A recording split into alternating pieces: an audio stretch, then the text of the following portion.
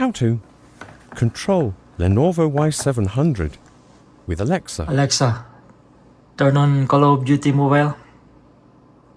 Okay.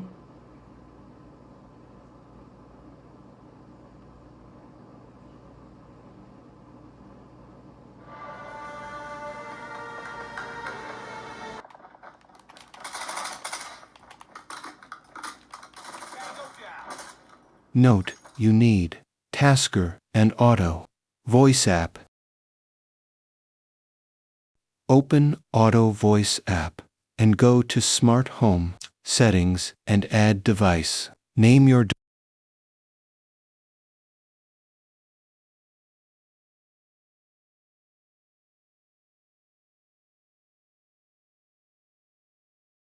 Go to Tasker, create task, even select plugins, Auto Voice, SmartHome, select config, and select Call of Duty Mobile, then virtual actions, set to turn on, then create task, name it whatever you want, then click plus to add actions, select app, launch app, select Call of Duty, mobile app.